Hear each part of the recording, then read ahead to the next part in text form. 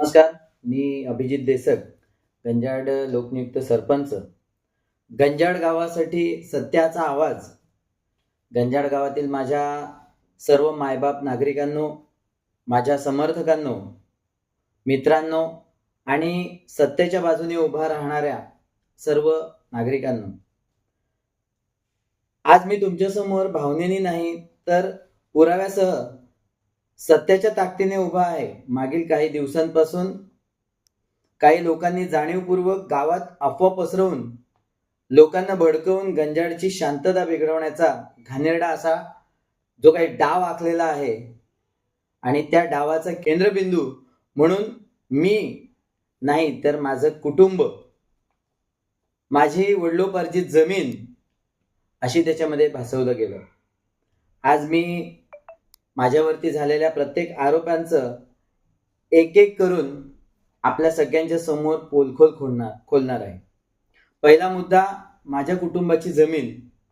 नीट ऐका, ही जमीन माझी वैयक्तिक नाही, ही वडिलोपार्जित पिढ्यानपिढ्या माझ्याकडे आलेली ही अशी जमीन आहे.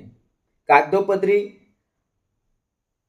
मालकी माझ्या आईच्या व माझ्या काकाच्या वारसांची त्यांच्या नावावरती अशी आहे.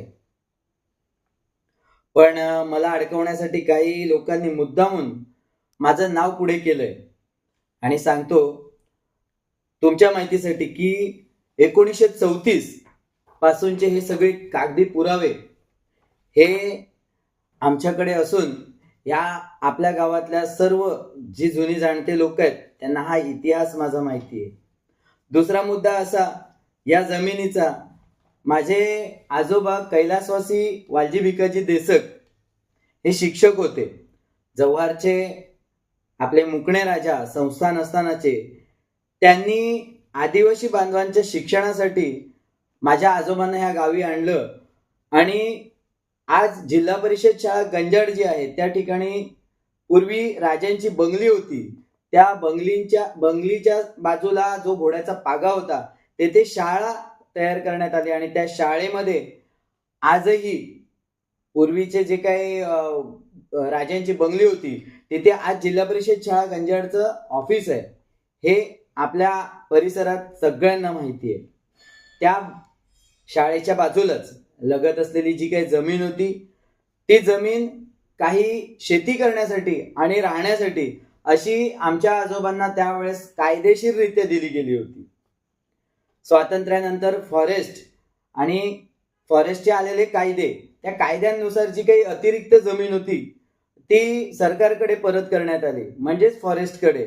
आणि आमच्या आजोबांना 8 एकर 35 गुंठे जी काही शासनाने डिफॉरेस्ट करून आणि महसूल विभागाकडे आणि महसूल विभागाने आमच्या कुटुंबाकडे त्यावेळेस देणं होतं. त्याचे गॅझेट जे झालं होतं 1960 नंतरचं ते गॅझेट सुद्धा माझ्याकडे ओरिजिनल कॉपीनुसार माझ्याकडे उपलब्ध आहे. तिसरा मुद्दा आहे सर्वे नंबरचा घोळ.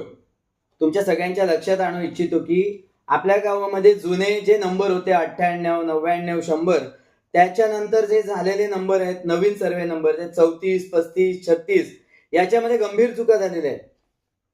आज यामुळेच गावातील अनेक लोकांची जी काही घरं आहेत ती कागदोपत्री अतिक्रमण म्हणून आज आढळून येत आहेत. मग प्रश्न असा आहे की संपूर्ण गाव चोर आहे का? संपूर्ण गावामध्ये अतिक्रमणधारक आहेत का?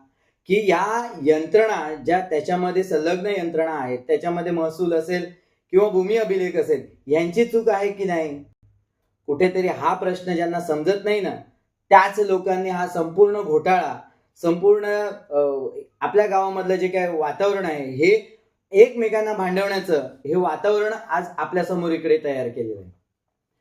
चौथा मुद्दा तुमच्या लक्षात आणू इच्छितो की सर्वोच्च न्यायालयाने जो काही निर्णय दिला ते सगळ्यांनी आपण लक्षात घ्यावं किंवा लक्षात ठेवावं. याच जे काही माझ्याकडे जुने जे काही पुरावे आहेत या पुराव्यांच्याच अनुषंगाने मला सुप्रीम कोर्टाने आज स्टे ऑर्डर दिली आणि त्या स्टे ऑर्डरच्या माध्यमातून मी आज तुमच्या समोर सगळ्यांच्या समोर पुन्हा एकदा सरपंच म्हणून बसलेलो आहे. हा निर्णय माझ्यासाठी नाही तर तुम्हाला म्हणतो की हा निर्णय समोरच्यांना कुठेतरी एक मोठी तोंडावर दिलेली चपराक असं म्हणायला हरकत नाही. 5वा मुद्दा तुमच्या लक्षात आणून देईन, जे की ज्या दिवशी हे घडलं तो दिवस म्हणजे 9 जानेवारी, ज्या दिवशी तथाकथित एक मोर्चा आपल्या गंजाड मध्ये आणला गेला होता. त्या मोर्चामध्ये काही संधी साधू लोक होती. त्या संधी साधू लोकांनी आपल्या भोळ्या बाबड्या जनतेला काय सांगितलं की घरकुल मिळेल, तुम्हाला वाढीव रेशन दिलं जाईल किंवा तुमच्या कंपनी वाढीतले पगार वाढवले जातील, अशा खोट्या आमिषांना कुठेतरी भोळ्या लोकांना फसवून आणि रस्त्यावर उतरवलं. त्याच वेळी कोणताही आदेश नसताना, शासनाचा कोणताही आदेश नसताना माझ्या कुटुंबाची जी काही जमिनीवर जी तार कंपाऊंड होती ती अतिक्रमण असं तसं अमुक तमुक सांगून आणि त्या दिवशी तोडली गेली. ही चूक नाही का? खरं तर ही चूक नसून हा कट होता. निव्वळ आमच्या कुटुंबाला टार्गेट केलं जात होतं.